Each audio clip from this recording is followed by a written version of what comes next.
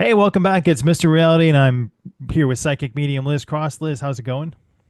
Oh, it's going great. Thank Liz, you. it's time for another installment. This is installment 347 of old time photos, and this is from the Brady Handy Collection, which is at the archives in DC. This is called Bestralei Singer, and I wonder if we can bring forth the energy of this woman in this triad of photographs and talk to her about her life, her dreams, and what's going on in her life then and now. Yeah. Okay, I have her here. How's she doing? She is so happy to be here with us today. She's never been channeled before. Oh, well, this is exciting for us and for her. What is she incarnated now or not? No, she's not incarnated now. Okay. What does she want to tell us about the time that this was taken, about her life in this experience and her this time around maybe like the mid 1800s? Mhm. What would you like? It was a very lonely life. It was very sad. Why? There's something to do with her and her mother. Because the first thing she said to me was my mother. And I'm saying, what would you like to tell us? Her mother did your mother not want you to do this? No. So this caused a massive problem between her mother and her in that lifetime. They never get along, yet they love each other so much outside of the earth plane. But this was huge. Did you have to run away to be a singer? I mean, pretty much. We have a probe she should listen to earlier about, leaving your soul family. But what did she have to endure as a hardship during her that lifetime with her mother before she ran away? What did you have to endure as hardship? Her mother was very controlling, wanted her to fit certain criteria, wanted her to be married off, marry someone wealthy. Hmm. This whole singing was just, oh my God, it was like crazy to her mother. Like, why would you want to do that? She equated singers like prostitutes and, ladies of the night. So there was a big problem, but she loved singing. That was her passion. She had sang from such an early age, and her mother loved her singing. Most of it was religious. Uh-huh. But then when she turned it into entertaining people, that's when it really became, well, you're just nothing more than a prostitute. Scandalous. And did they have Yeah. amends? Did they make amends with one another in that lifetime, or did she pass away or her mother pass away without mending that fence? Ooh, did you make amends in that lifetime? No, no, they did not. She ended up being like tarnished from the family home. Her mother did not want to speak to her. She was very embarrassed. Oh, Were you a prostitute? No, she wasn't really a prostitute, but men would, you know, she liked to sing in places where alcohol was served. And that was seen as very, very bad by her family. I feel like her family were very religious. And that's where that whole notion of you're just a prostitute comes from because you're entertaining drunk men. how about her dad in that lifetime? What was his opinion, or did he pass away early on? I don't know enough. I don't know about the family. What about your dad in that lifetime? I mean, he was okay with it. He really didn't say anything. Uh, it was all the mom that was really calling all the shots in the family. The dad was very, very quiet. But were you not able to communicate with your dad? No, no. So she basically had to give up her entire family in order to sing. They thought it was so bad, so dark, scandalous. Wow. What did she have in her life after she left her family? Did she find love? Did she find any, embrace or did she find herself ostracized? What was her life like? What was your life like after you left your family? It was plagued with bad men. Men that wanted to use and abuse her. They took advantage of the situation. She's never felt loved in her lifetime, in that lifetime. She never felt as if anybody actually was capable of truly loving her on that, romantic scale. It was always, what can they get from her? She was a bit of entertainment. She was a bit of fun. I mean, as she's showing me, in a lot of ways, her mom was right. You're just like getting your bottom slapped all night, by drunk men, in a lot of ways. And if you think that those men are capable of having a really solid, loving relationship, she says, her mother was right in that regard. She made a lot of money for singing. Well, you can't take it with you. Does she feel that having that experience helped or hindered her soul family? Do you feel having that experience helped? No, no, it made the soul family grow more and more apart. And I'm saying, well, like Mr. Reality said, we did a whole video about maybe you should leave your soul family. See, when I said that to her, she was terrified. Now, for those of you, just if you haven't caught the video, or maybe you did catch that video, the solution that we offered was to get familiar with the CTT, go to the CTT channel, learn how to use the CTT, and then you would start sending information using the CTT to your soul or to your soul family, whatever it is you want to achieve there. Maybe you want your soul family to become closer. Maybe you want to give them forgiveness. Maybe you want to forgive yourself or your own soul. So the CTT can be used in that way. Another video, which I'm recalled, we talked about Jiddu Krishnamurti, which I'm sure none of you have seen. That's a very unwatched video, but Jiddu Krishnamurti has identified the secret to transferring knowledge and avoiding the mind wipe. So if you haven't seen that, go back and find that one because that's something that we all want to accomplish, right? Oh God, yeah. Who wants to do all this over again? Well, where you come down to the earth plane. Who am I? What am I? What am I doing here? Who is God? How did I get here? What? We'll link that one too. What does she feel that lifetime did for her to elevate her soul? And what does she feel that she needs to do in her next lifetime if she's planning to be incarnated? Ooh, well, she is planning to reincarnate. What do you think that lifetime did for you?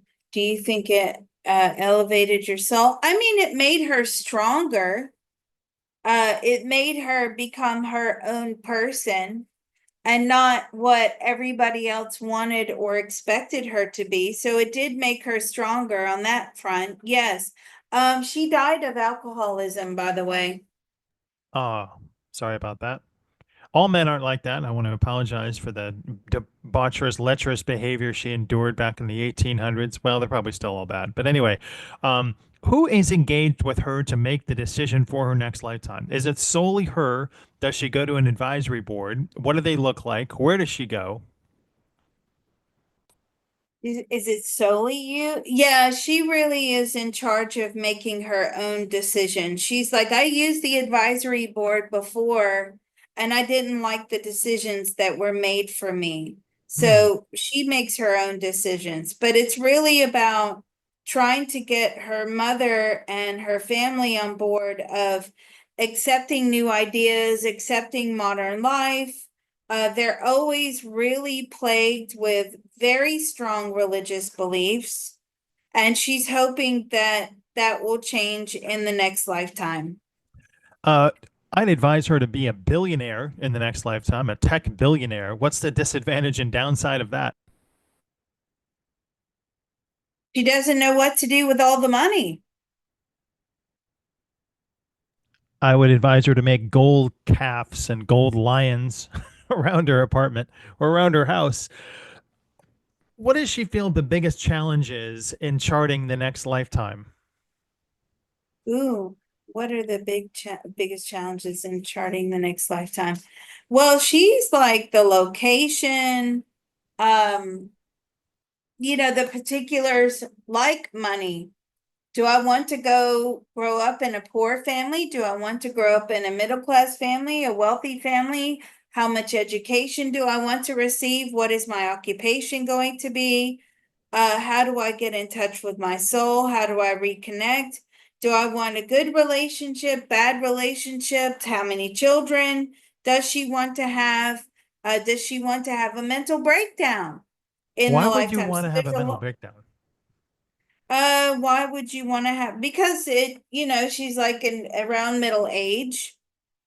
That is a good defining and turning point. It's highly recommended What? in the spirit world that you schedule in some sort of event that or midlife, almost like a midlife crisis. And she says somewhat similar to a midlife crisis, but an event that would cause you to have an awakening. Are these the same bird brains that are trying to organize everything up there? Because that's not great advice. She thought that was funny too. So there's a lot of conversations with your soul family. Can you make an incarnation without your soul family, or does it always have to be with them each time? Can you make an incarnation without the soul family? No, the soul family, whether it's a new one or an old one, is very important. They're the ones that bring you here to the earth plane. So everyone has to sign off on it, on your decision. Does everybody have to sign off on your decision? Yes, everybody has to agree. And how many people do you need to petition for that next lifetime and get to agree? How many people do you need to petition to get to that next lifetime and to agree?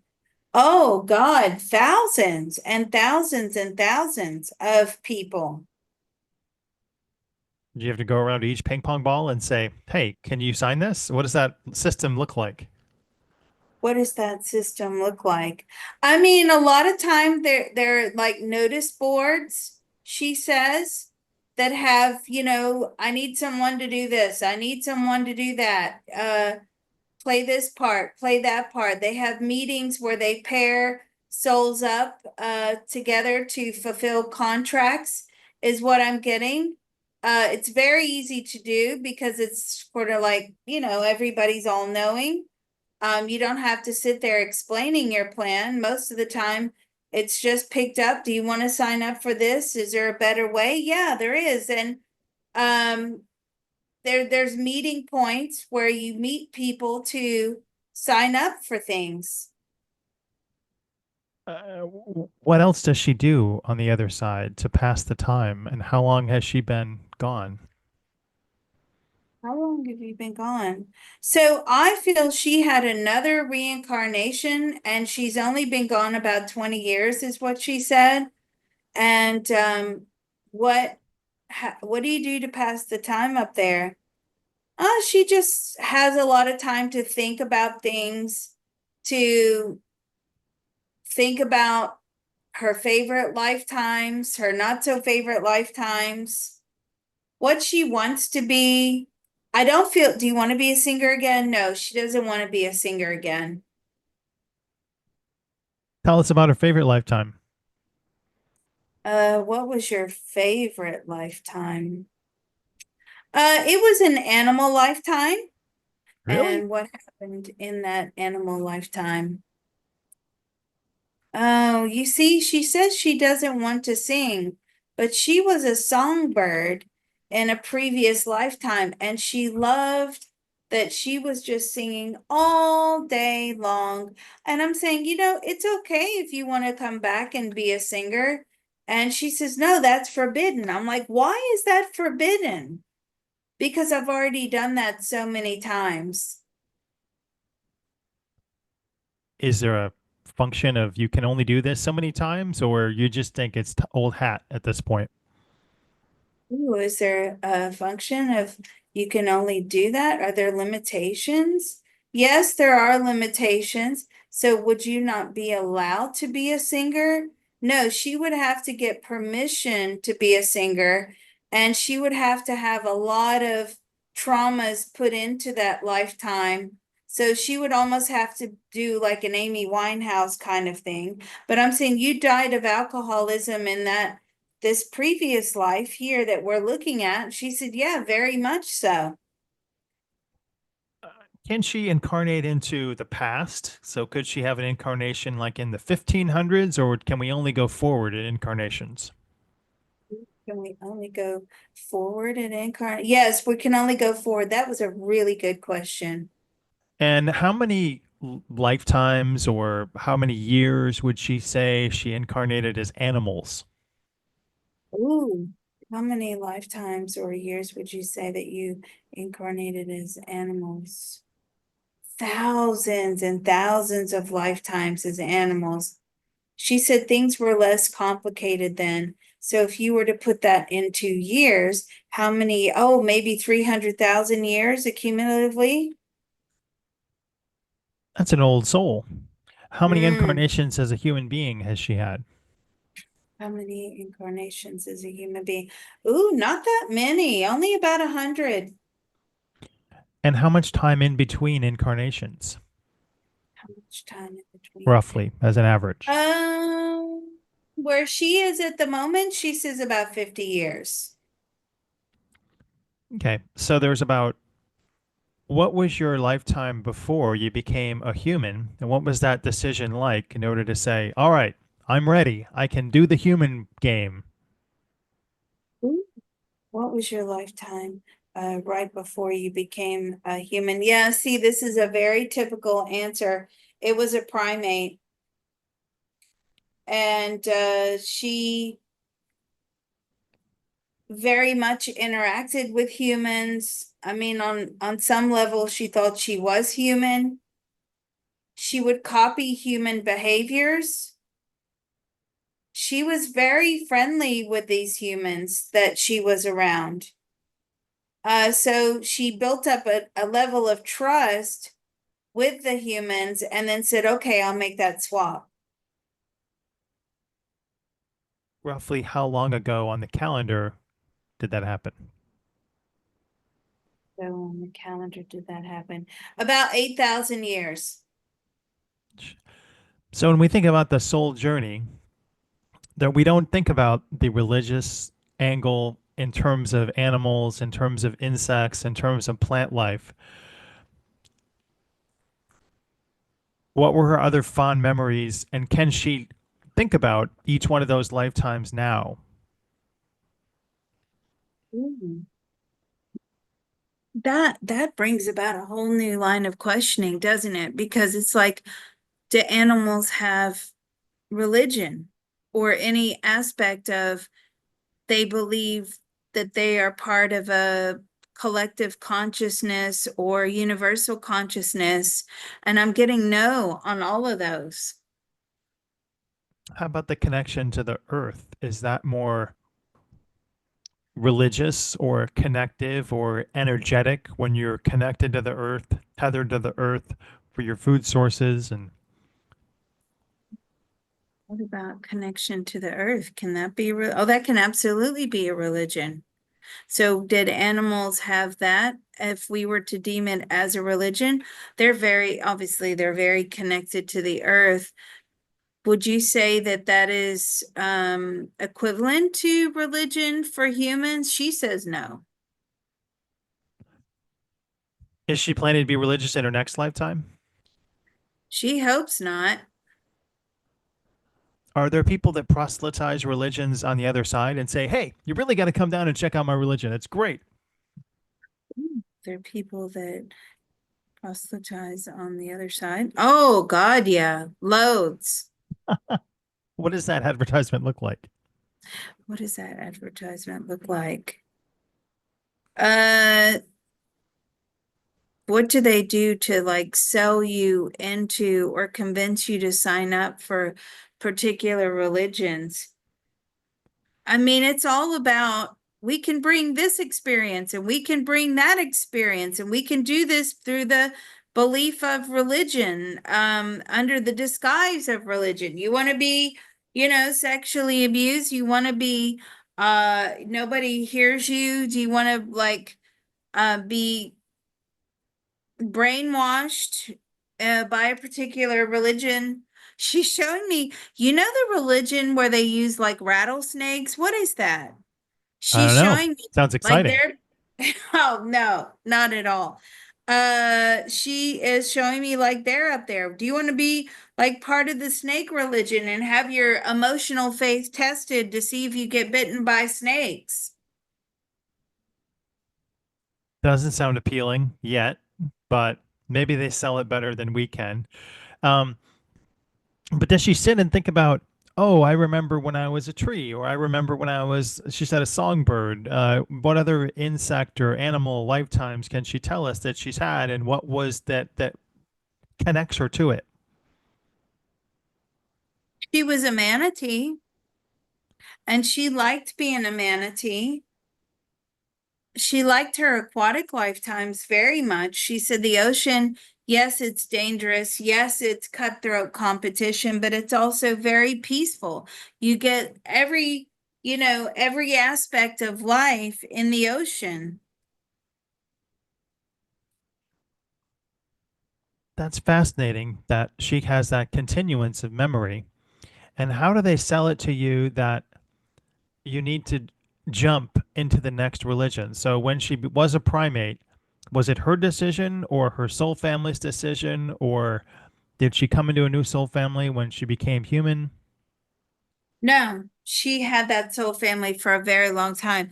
So how did you jump into religion when you became once you were coming into the human lifetime? See, here's where the advisors stepped in, right? The advisors were like, "Oh, just sign up for this religion. Just sign up for that." Are there advisors not then in an animal incarnation role? That's just sort of roles. Are Like, is there there a chimp advisory advisors? board, a songbird advisory board? Hmm. Are there advisors and there's advisors in every lifetime? But she says, and as we also have found out through doing multiple probes, she does not believe that they make the best decisions. What does she feel that she could recommend to people out there who might be a struggling artist about what they should do?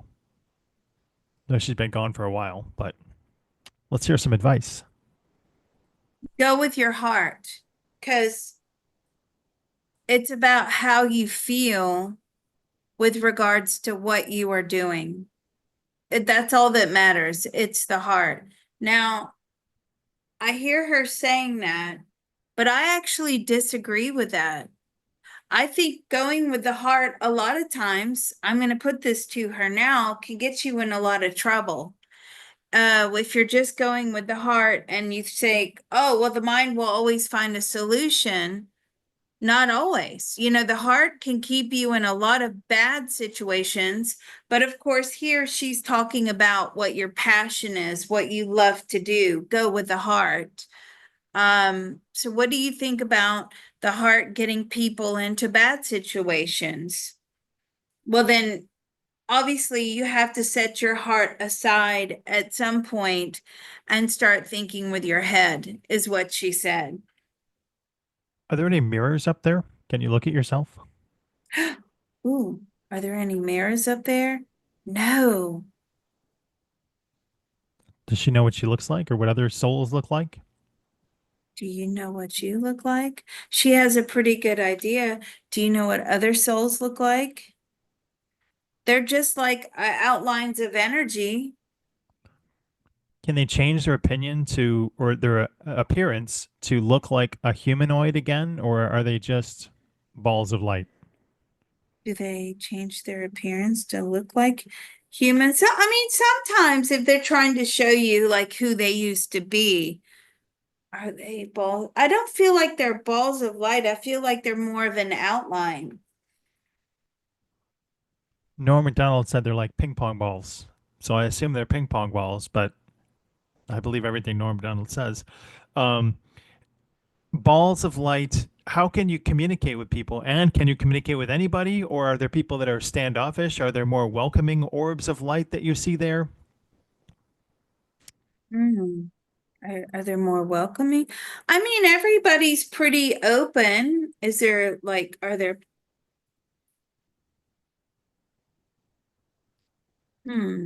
souls that are not as friendly? I mean, of course, right? But they stay to themselves. They're really the kind of souls that don't want to be here on the earth plane. They're sort of almost, she calls them the reject club. I'm like, why do you call them the reject club? Because Harsh. they just are not wanting to participate. Goth And their souls. color, their outline color is different. It's a lower vibrational frequency. It's a very different color. I'm like, do you identify through color? I mean, through frequency, she says. What'd she do to pass the time up there? What do you do to pass the time up there? She really just thinks about her past lives and what she wants to be. Doesn't she talk to other people and other souls about their lifetime? Does she study history? Hmm. To talk to other people, other souls about their lifetimes. Yeah, she does. She does. She's are you introverted? I mean, she would say that she is a bit introverted for sure. Does she know that we have computers now that can make music and make people sing and make like false music? What'd she think about AI, Mm. artificial intelligence in the music sphere? Do you know that we have computers? Oh, she's heard of them. Yes. She looks forward to trying that. Anything else you'd like to share with us about her life, about her time, and about what we should look forward to while we're here on the Earth plane? Is there anything that you would like to share with us or you look forward to? She would like to find true love. So, for those of you listening in the spirit world, she says, and you're interested in true unconditional love on the earth plane, she would like to make a contract with you. Oh, can you be married up there in the spirit plane? Oh, can you be married up there? No, no, not really. Is marriage considered a hindrance to your kind of evolution then? No, no, it's not considered a hindrance. I mean, souls are together. Marriage is like a man-made thing. Um, Even though we're told, I'm saying, but we're told a lot of times that marriage is like a gift from God or was created in the eyes of God. No, she says, no, that was a man-made thing. She says, now this is her opinion, that it was put in there so that men could have property, and meaning property of women. What does she feel about the political system on the other side? She's yawning. All right, I guess that's it. I'll have to ask somebody else. I've got a big question about the political system over there. So we appreciate each and every one of you. If out there, please go through the old videos of Liz, share them with a friend, listen to them, comment on them. We love to read your comments and um, go to Liz's Patreon and support her there at patreon.com/remote viewing and beyond. And we thank each and every one of you out there for submitting your requests and have a great holiday weekend and summer coming up. Yeah, this is great. Thank you so much. Mr. Reality does have a tip jar listed down below. Thank you.